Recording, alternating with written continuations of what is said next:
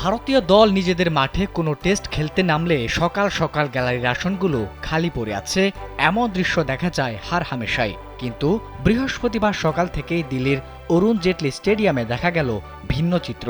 দর্শকের টইটম্বুর গ্যালারি, কোথাও যে তিল ধারণের ঠাঁই নেই।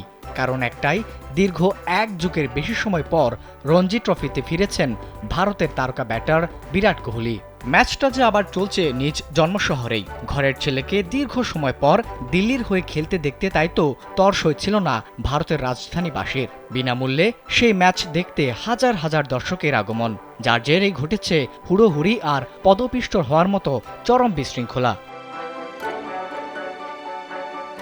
দেশটির বেশ কয়েকটি গণমাধ্যমের প্রতিবেদন অনুযায়ী স্থানীয় সময় সকাল ৮টা থেকে স্টেডিয়ামে ভিড় জমানো শুরু করেন সমর্থকরা। এদিন দর্শকের চাপ সামলাতে অতিরিক্ত দুটি গেট খুলে দেওয়া হয় স্টেডিয়ামের, ফলে হঠাৎ ওই গেটের দিকে ছুটে আসতে শুরু করেন দর্শকরা, যার ফলে কে আগে প্রবেশ করবে এই নিয়ে হুড়োহুড়ি পড়ে যায় দর্শকদের মাঝে।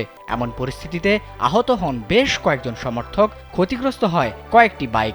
এদিকে স্টেডিয়ামের ভেতরেও ভিড় সামলাতে বাড়তি ব্যবস্থা নেওয়া হয়, তবে জায়গা না হওয়ায় শেষ মুহূর্তে একাধিক গ্যালারিও খুলে দিতে হয় স্টেডিয়াম কর্তৃপক্ষকে।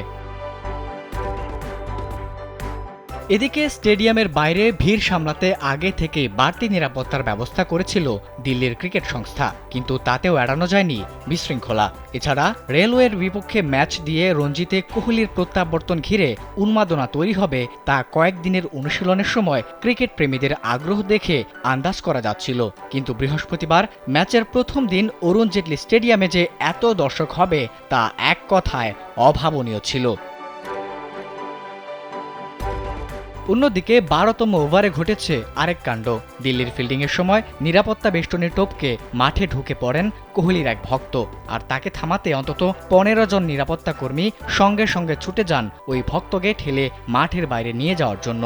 যদিও নিরাপত্তা কর্মীদের রেসে হারিয়ে দিয়ে শেষ পর্যন্ত প্রিয় খেলোয়াড়ের কাছে গিয়ে তার দু পা ছুঁয়ে শ্রদ্ধা জানান সেই কোহলি ভক্ত। ভারতের হয়ে টেস্টে বেশিরভাগ সময়ে ৪-এ ব্যাট করে থাকেন কোহলি।